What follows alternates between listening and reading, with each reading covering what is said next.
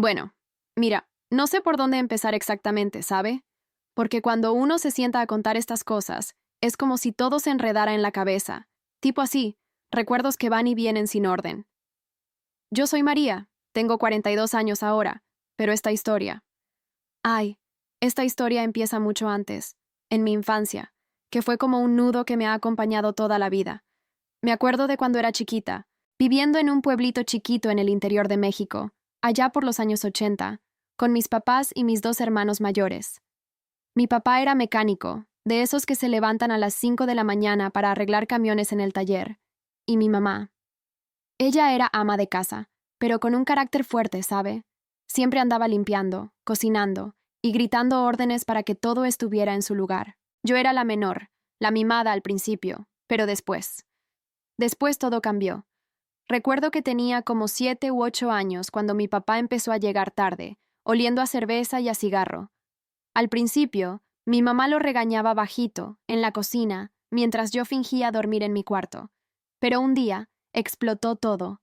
Fue una noche de viernes, creo que en el 87, porque era el año del terremoto grande en México, y todos andábamos nerviosos.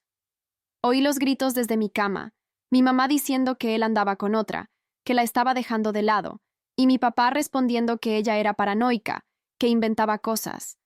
Yo me tapé la cabeza con la almohada, el corazón latiéndome fuerte, como si me fuera a salir del pecho, y pensé, no, no puede ser. Mi familia es perfecta. Pero no lo era. Al final, mi papá se fue con esa mujer, una vecina que todos murmuraban en el pueblo. Nos dejó a los tres con mi mamá, que se volvió como una sombra de lo que era. Empezó a trabajar de lavandera, lavando ropa ajena en un pilón atrás de la casa, y yo la veía llorar por las noches, secándose las lágrimas con el delantal mientras planchaba. Eso me marcó, ¿sabe? Desde chiquita aprendí que los hombres se van, que las promesas de amor eterno son como humo. Mi mamá me repetía, nunca confíes ciegamente, mija, porque el corazón de un hombre cambia como el viento. Y yo, con mis inseguridades, me volví callada, de esas niñas que observan todo pero no dicen nada. En la escuela, era la que se sentaba sola en el recreo, dibujando casitas con papás y mamás felices, pero en el fondo tenía miedo a ser abandonada, a no ser suficiente. Tuve un par de traumas más por ahí. Una vez en la secundaria, un chico que me gustaba me dejó plantada en una fiesta del pueblo, y todos se rieron, diciendo que yo era la fea de la familia. Me dolió tanto que no salí de mi cuarto por días, solo comiendo las tortillas con frijoles que mi mamá me traía. Y luego, cuando crecí un poco, empecé a trabajar en una tiendita de abarrotes para ayudar en la casa, y ahí vi cómo mi mamá sufría por cartas que llegaban de mi papá, pidiendo perdón a medias, pero nunca regresando de verdad. Eso me dejó con esta idea fija. El amor duele, pero hay que aguantar, hay que ser fuerte para no romperse. En esa época, yo soñaba con escapar de ese pueblo polvoriento, con sus calles de tierra y sus chismes eternos. Quería una vida estable, ¿sabe? Algo que no se desarmara como la de mis papás. Estudié lo que pude, saqué un certificado de secretaria en una escuela técnica en la capital y me mudé a la Ciudad de México con 19 años, en el 96. Vivía en una pensión chiquita en Iztapalapa, con paredes delgadas donde oías a los vecinos discutiendo, y trabajaba en una oficina de contabilidad, tecleando números todo el día en una máquina de escribir vieja que zumbaba como un enjambre. Me sentía sola, pero al menos libre. Tenía amigas del trabajo, como Lupita, que me contaba de sus novios, y yo escuchaba, envidiando un poquito esa ligereza que ella tenía. Yo no salía mucho, por miedo a que me lastimaran, tipo así, siempre analizando cada mirada, cada palabra. Mi mayor inseguridad era sentir que no valía lo suficiente, que si alguien se acercaba era por lástima o por algo temporal. Y fue justo ahí, en esa oficina, donde lo conocí a él.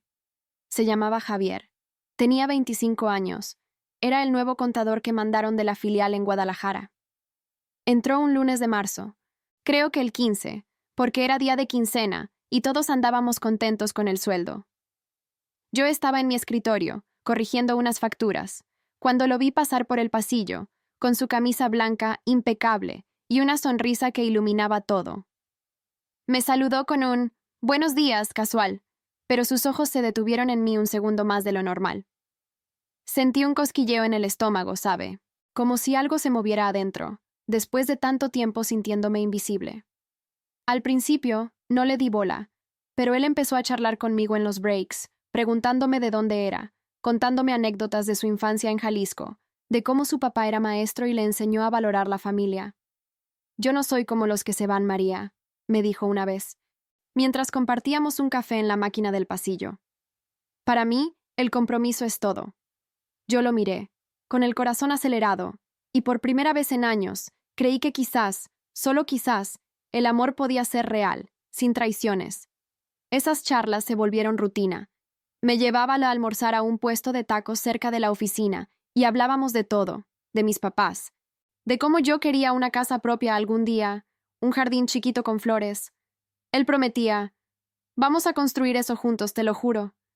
Me sentía segura, ¿sabe? Como si por fin hubiera encontrado a alguien que no me juzgara por mis miedos, que me abrazara en las noches cuando le contaba de mi infancia rota. En esa época, yo pensaba que todo estaba bien, que el pasado se quedaba atrás. Pero ahora, mirando hacia atrás, me doy cuenta de que ya había un hilo suelto, algo en su forma de hablar de su ex, como si la mencionara de pasada, pero con un tono que no cuadraba. Aún así, seguía adelante, ilusionada, planeando un futuro que parecía perfecto. Ay, si hubiera visto lo que venía. Y así fue como empezó todo con Javier, ¿sabe? De esas charlas en el pasillo de la oficina, pasamos a vernos después del trabajo, tipo así, caminando por las calles de Iztapalapa, que en esa época del 96 todavía olían a tierra mojada y a humo de los camiones. Él me tomaba de la mano, y yo sentía que por fin alguien me veía de verdad, no como la chiquita del pueblo con miedos escondidos. Me contaba de su vida en Guadalajara, de cómo había crecido en una casa grande con sus papás y una hermana menor, y siempre repetía que la familia era lo primero para él. «Yo no dejaría a nadie por capricho, María», me decía, y yo lo creía, porque sus ojos se ponían serios, como si jurara sobre algo sagrado.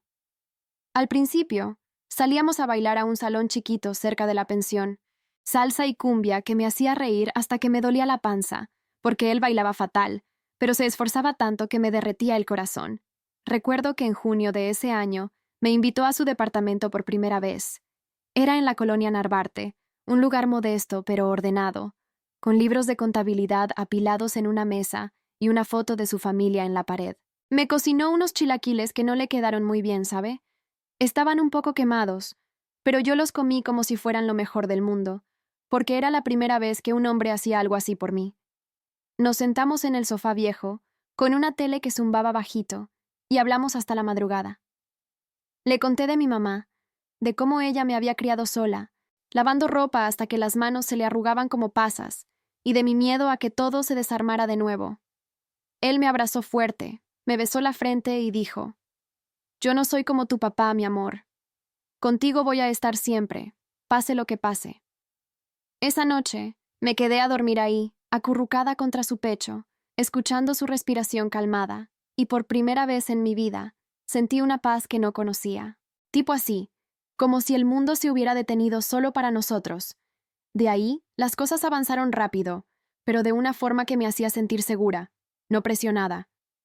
Empezamos a planear fines de semana juntos, escapándonos a Xochimilco en un trajinera alquilado, comiendo elotes y riéndonos de las trajineras que pasaban cantando corridos. Él me regaló un collar chiquito con una Virgen de Guadalupe, porque sabía que yo era devota, iba a misa los domingos en la iglesia de mi barrio. «Esto es para que sepas que Dios nos bendice», me dijo mientras me lo ponía, y yo lo miré con lágrimas en los ojos, pensando que este hombre era un regalo del cielo. Hablábamos de futuro todo el tiempo, ¿sabe? De casarnos en una iglesia sencilla, con mis hermanos y su familia, y de comprar una casita en algún suburbio, quizás en Ecatepec, con un patio para plantar nopales y criar perros. Yo soñaba con hijos, 2 o 3, y él asentía diciendo, «Claro, María, vamos a tener una familia grande, llena de risas y no de tristezas». Me prometía lealtad eterna, que nunca me traicionaría, y yo, con mis inseguranzas de siempre, me colgaba de esas palabras como si fueran un salvavidas. En el trabajo, las cosas también cambiaron. Yo seguía en mi escritorio, pero ahora Javier me defendía cuando el jefe andaba de malas, tipo así, interponiéndose con una sonrisa y diciendo, «Déjala, ella es la mejor aquí». Eso me hacía sentir valorada, como si por fin alguien me respaldara. Al año siguiente, en el 97, me pidió que viviéramos juntos. Yo dudé un poquito, por mi mamá que me decía, no te apures, mija, pero al final dije que sí, porque con él todo parecía lógico, estable. Nos mudamos a un departamento de 2 recámaras en Iztacalco, pagado a medias con nuestros sueldos. Era chiquito, con baldosas rojas en la cocina y una ventana que daba a un callejón ruidoso, pero lo hicimos nuestro. Pintamos las paredes de amarillo claro, compramos una mesa de madera de segunda mano y un colchón nuevo, donde dormíamos enredados, hablando de bodas y viajes.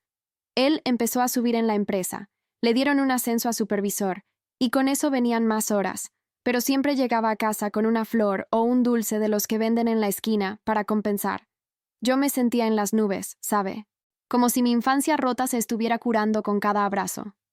Íbamos a misa juntos los domingos, y en la comunión nos mirábamos y yo pensaba, este es mi compañero para la vida. Planeábamos la boda para el 99, porque él decía que el nuevo milenio era un buen augurio, y yo imaginaba el vestido blanco, el ramo de gardenias que mi mamá me ayudaría a elegir. Había una fe ciega en todo eso, una idealización que me cegaba un poco, tipo así, ignorando que a veces él se ponía callado cuando hablábamos de su pasado, o que revisaba su celular con prisa cuando sonaba. Pero yo lo justificaba. Está cansado del trabajo, nada más.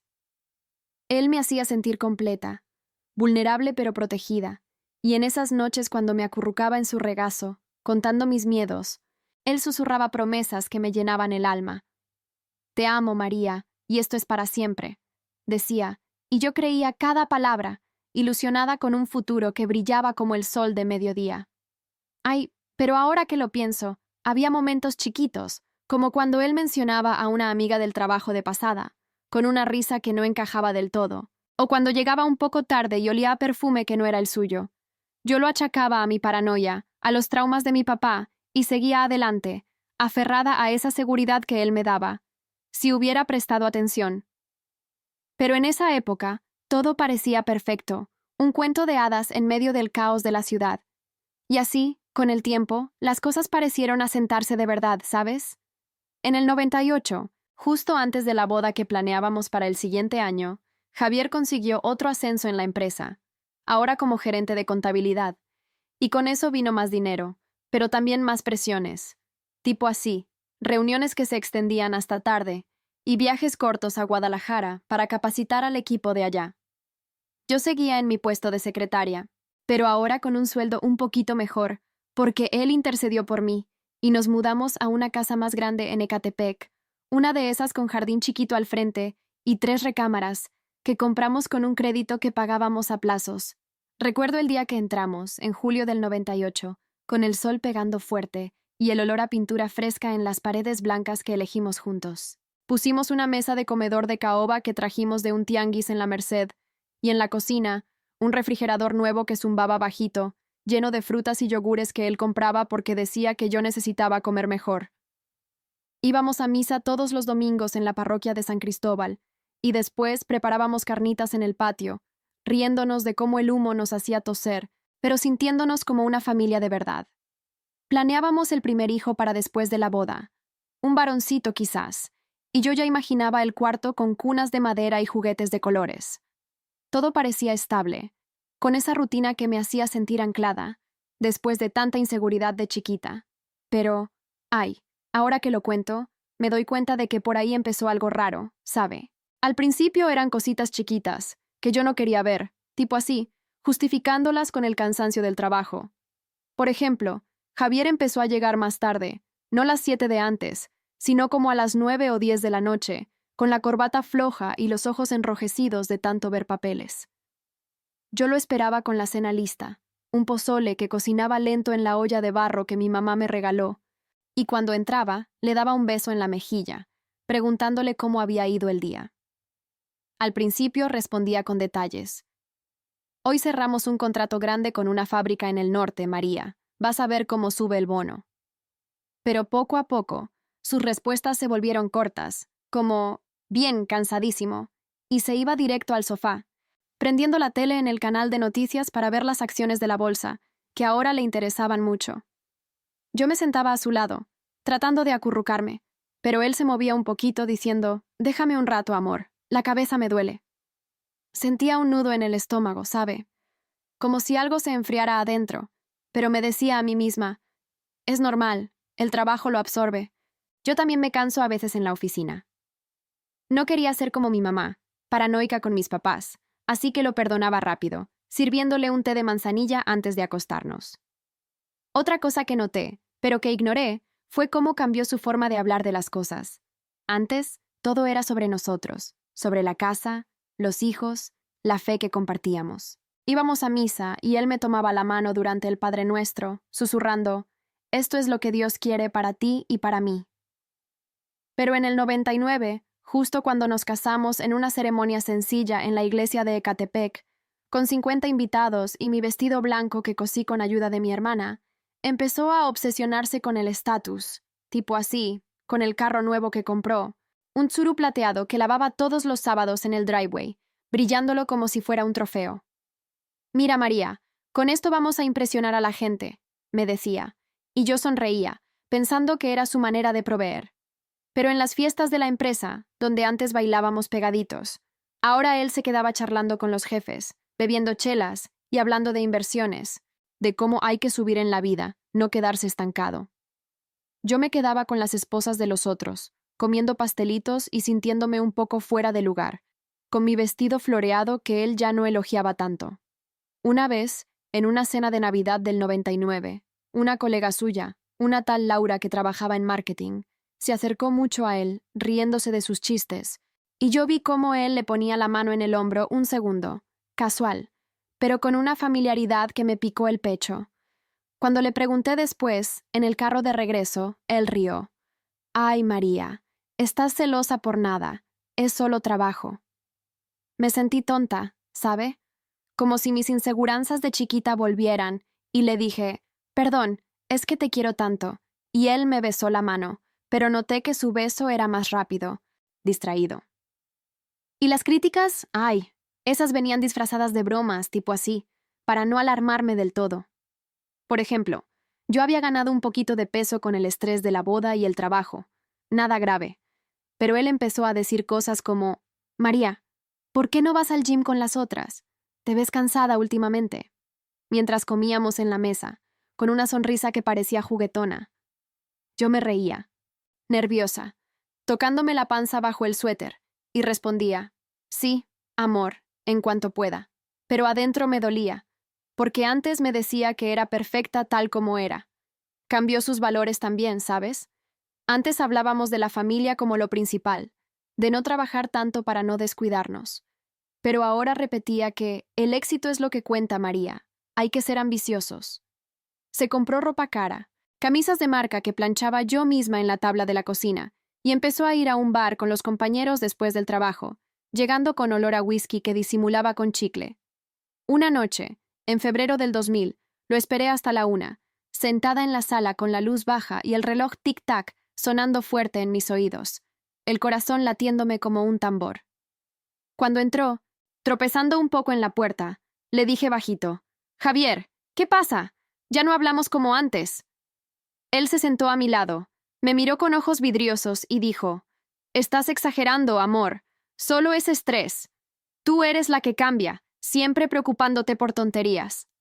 Me quedé callada, sintiendo las lágrimas calientes en los ojos, pero lo abracé igual, pensando que era una fase, que mi amor lo traería de vuelta. En el fondo, empezaba a sentir un vacío, como si el compañero que conocí se estuviera alejando poquito a poquito, pero lo minimizaba. Es el trabajo, nada más. Él me ama. Si hubiera visto claro, quizás. Pero en esa época, seguía fingiendo que todo estaba bien, cocinando sus favoritos y rezando en la noche para que las cosas no se rompieran. Ay, qué ciega estaba, ¿sabe? Los silencios se alargaban, y yo los llenaba con excusas, ignorando cómo su mirada ya no se detenía en mí como antes. Ay, pero las cosas no se quedaron solo en esos silencios y bromitas que me dolían bajito, ¿sabe? En el 2001, justo cuando empezábamos a hablar en serio de tener un hijo, porque yo ya tenía 26 años y sentía que era el momento, algo se rompió un poquito más adentro de mí. Tipo así, como un hilo que se estira hasta que duele. Recuerdo que en marzo de ese año, Javier tuvo que ir a un congreso de contadores en Monterrey, un viaje de 3 días que al principio me emocionó, porque él me prometió traerme un regalito de las tienditas de allá, quizás un rebozo o unos dulces de leche. Lo llevé al aeropuerto de la Ciudad de México, en ese Tsuru plateado que tanto cuidaba, y mientras esperábamos en el estacionamiento, con el ruido de los aviones zumbando arriba, le di un beso largo, diciéndole, «Cuídate, amor, y llámame todas las noches». Él sonrió, me apretó la mano y dijo, «Claro, María, no te preocupes, es puro trabajo». Me fui a casa sintiéndome un poco sola, pero contenta, preparando la cena para cuando volviera. Un mole que cociné despacio en la olla grande, con el olor llenando la cocina y recordándome a mi mamá. Pero esa noche, la primera del viaje, no llamó. Esperé hasta las 11, sentada en la cama con el teléfono fijo en la mano, marcando su número en Monterrey que me había dado, pero solo sonaba el tono largo, como si nadie contestara. Me dije, está en una cena de negocios, ¿sabe? Con los jefes, no puede interrumpir. Y me acosté con el corazón un poquito acelerado, mirando el techo agrietado de nuestra recámara, donde habíamos colgado un crucifijo de madera que bendijo el padre en la boda. Al día siguiente, en la oficina, me distraje tecleando facturas, pero cada hora checaba el reloj, esperando que sonara el teléfono. Nada. Cuando por fin llamó, era ya de noche, y su voz sonaba lejana, como si hablara deprisa. «Perdón, mi amor, el congreso ha sido un caos, reuniones hasta tarde. ¿Todo bien por allá?» Yo le dije que sí, que lo extrañaba, y colgué sintiendo un alivio mezclado con algo raro, tipo así, una punzada en el pecho que no podía explicar. Pensé que era mi paranoia de siempre, heredada de mi papá y sus escapadas, así que me culpé. «María, no seas tonta, él trabaja duro por nosotros». Cuando volvió, el viernes por la tarde, traía una bolsa con un collar de plata que compró en un mercado de Monterrey, y me lo puso con una sonrisa diciendo, «Para mi reina, que se ve más guapa cada día». Lo abracé fuerte, oliendo su colonia mezclada con el avión, y esa noche hicimos el amor como en los viejos tiempos, enredados en las sábanas de algodón que lavaba yo todos los sábados, sintiéndome cerca de nuevo. Pero al día siguiente, mientras planchaba su camisa para la semana, encontré en el bolsillo de su chamarra un recibo de un restaurante en Monterrey, de una cena para 2, con una botella de vino tinto que costaba más que nuestro gasto semanal en la casa.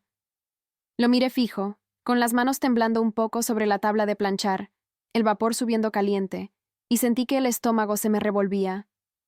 «¿Con quién cenaste, Javier?», le pregunté cuando entró a la cocina, tratando de sonar casual, como si no importara.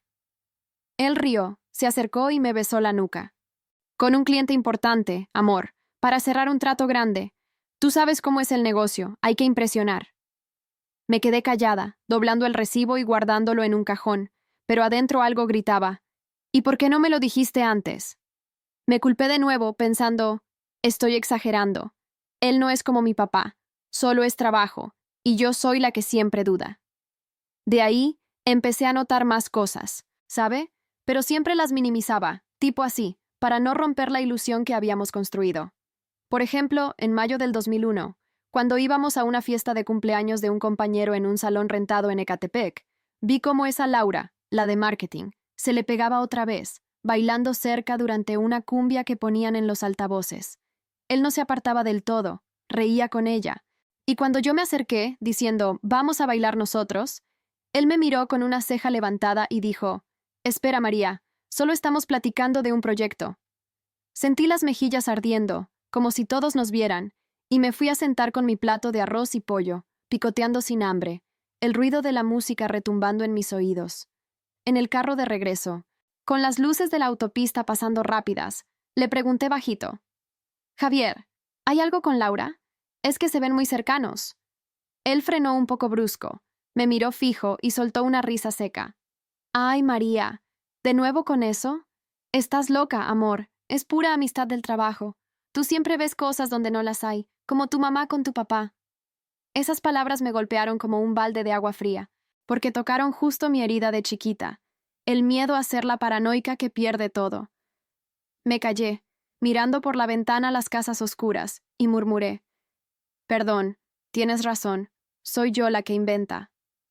Pero esa noche, en la cama, no pude dormir, sintiendo un vacío en el pecho, como si el aire se hubiera ido de la habitación, y lloré bajito para no despertarlo, justificándome.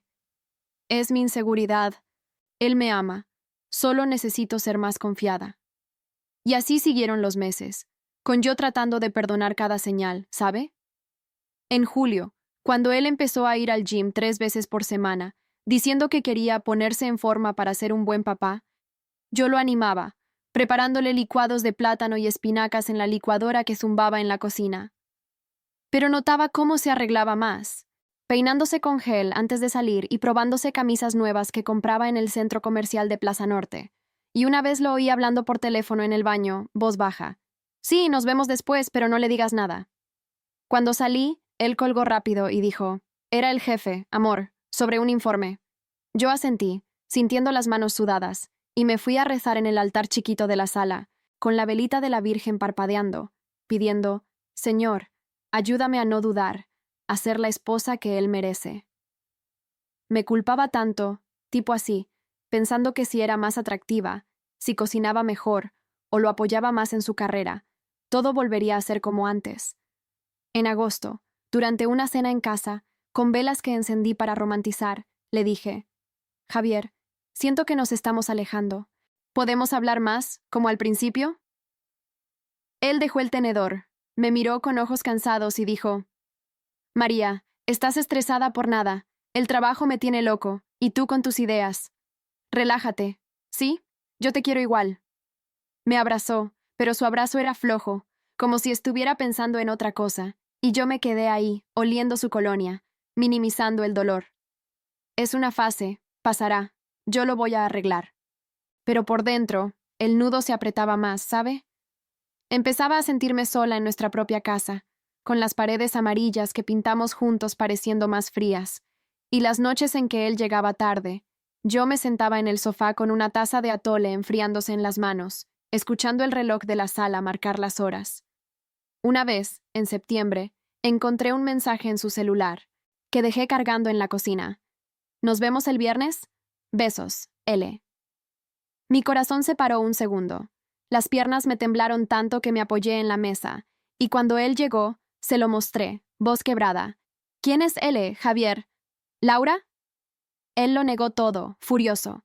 Estás loca, María. Es una clienta, nada más. ¿No confías en mí después de todo? Lloré, pidiendo perdón, y él me consoló a medias, diciendo, tú eres la que rompe la confianza con tus sospechas. Me perdoné a mí misma en silencio, pensando, soy yo la problemática, mis traumas me ciegan, y seguí adelante, planeando una escapada a Cuernavaca para reconectar, pagando el hotel con mis ahorros. Pero en el fondo, el vacío crecía, como una sombra que se comía la luz de nuestra vida, y yo lo tapaba con excusas, rezos y sonrisas forzadas, ignorando cómo mi corazón ya latía con miedo de lo que vendría. Ay, si hubiera enfrentado la verdad antes. Pero en esa época, solo quería creer que el amor bastaba para arreglarlo todo. Ay, pero llegó el momento en que todo se derrumbó de golpe, ¿sabes?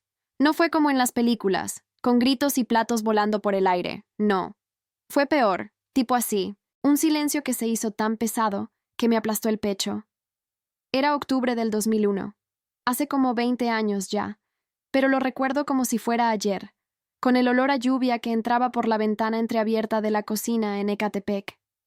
Yo había estado notando más ausencias de Javier, noches enteras que no volvía hasta el amanecer, excusas de reuniones de emergencia que ya no me tragaba del todo, pero seguía minimizando, ¿sabe? Me decía, ¿es el estrés? ¿Él me ama? Solo necesito ser paciente. Planeábamos esa escapada a Cuernavaca que yo había pagado, con el dinero que ahorré de mis bonos en la oficina, imaginando que ahí todo se arreglaría, que volveríamos a ser los de antes, abrazados bajo las sábanas con el sonido de la cascada cerca. Pero una tarde de miércoles, el 17 de octubre, creo, porque era el día que mi mamá cumplía años, y yo había comprado un pastel de 3 leches en la panadería de la esquina, con fresas encima que brillaban bajo el plástico. Todo cambió. Llegué temprano de la oficina, con las bolsas de la compra en las manos, sudando un poco por el calor pegajoso de la tarde, y encontré el carro de Javier en el driveway, ese Tsuru plateado que ya tenía rayones de tanto usarlo. Pensé, qué bueno, llegó temprano, podemos hablar, y entré tarareando bajito una canción de Juan Gabriel que sonaba en la radio del supermercado. Pero en la sala, lo vi sentado en el sofá, con la cabeza entre las manos, y al lado de él, en una silla, estaba Laura. Sí, esa Laura de marketing, con su falda ajustada y el pelo suelto, mirándome como si yo fuera una intrusa en mi propia casa. El corazón se me aceleró tanto que sentí un zumbido en los oídos, tipo así, como si el mundo se inclinara, y dejé caer las bolsas al piso, las naranjas rodando por las baldosas rojas que habíamos puesto juntos. ¿Qué pasa aquí?, pregunté, con la voz temblando, y Javier levantó la vista, sus ojos rojos como si hubiera estado llorando o fumando algo. No sé. María, siéntate. Tenemos que hablar, dijo, y su voz era plana, sin esa calidez de antes. Laura se movió incómoda, recogiendo su bolso, y murmuró algo como, mejor me voy. Pero Javier la detuvo con una mano en el brazo, y eso me dolió más que un golpe, ver cómo la tocaba así, casual, como si yo no existiera. Me senté en el sillón de enfrente, con las manos apretadas en el regazo, sintiendo las uñas clavándose en la piel, y él soltó todo, que hacía meses que estaban juntos, que se habían enamorado en uno de esos viajes de trabajo, que yo era demasiado posesiva, siempre sospechando, como una loca.